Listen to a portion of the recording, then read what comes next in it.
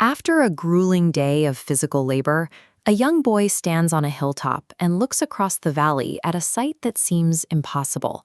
A distant house, its windows blazing brilliantly against the sunset sky, appearing to be made of polished gold and diamonds. To the boy, this isn't just a trick of the light, it's a separate world. He believes that true beauty and wealth are properties of that far-off place, entirely disconnected from his own hard, ordinary reality. The author of this story, Laura Elizabeth Richards, was an American writer who specialized in simple parables that examined these shifts in human perspective. In the story, she establishes the boy's reality as one of constant toil. He is poor, works long days in the fields and sheds, and is given only one free hour at sunset to look out at the horizon. The narrative begins when his father rewards his diligence with a full day off. He gives the boy a single instruction for his holiday: to learn some good thing. The boy seizes the opportunity. He packs a piece of bread in a cloth bag and sets off on foot, determined to finally reach the house with the golden windows. His physical journey toward the hill represents the universal search for fulfillment, the idea that the good thing his father mentioned must be waiting for him somewhere else. Richards fills the journey with sensory details. In this illustration, we see his bare feet leaving marks in the white dust, while his shadow dances beside him.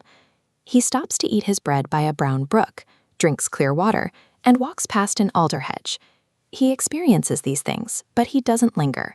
They are merely points along the way to his goal. The author uses these descriptions to suggest that when we become hyper-focused on a distant destination, the textures of our current path, the shade of a tree or the sound of a brook, become secondary to the arrival. When he finally climbs the last hill and stands before the house, the magic vanishes. There is no gold and there are no diamonds. Up close, he sees only ordinary, clear glass, no different from the windows in his own home. To understand his disappointment, we have to look at the mechanics of an illusion. This diagram shows the physical trick. The golden windows were simply standard glass reflecting the light of the setting sun at a precise angle, visible only to someone standing far away.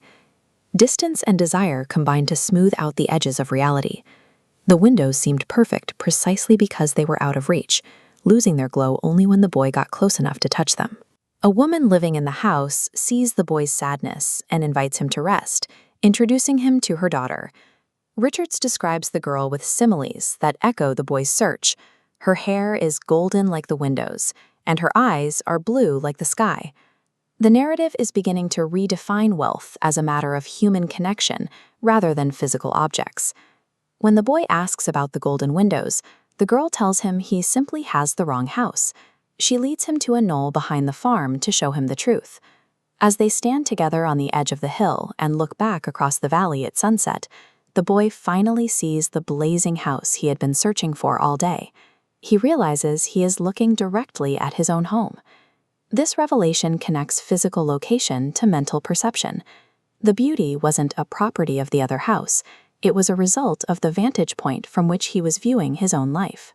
The walk back is long and dark, but the boy is no longer looking at the horizon. He is focused on the path home. When he arrives, he finds the lamplight and firelight shining through his own windows, and his family is there to welcome him. When his father asks what he learned, the boy tells him he discovered a secret, that their very own house has windows of gold and diamonds. For a student reading this story, the lesson is a challenge to your own perspective. It asks you to identify the golden windows you might be ignoring in your own life while you're busy staring at a distant hill. Contentment in this story isn't found by traveling to a magical destination. It's found by changing the way you look at the life you already have.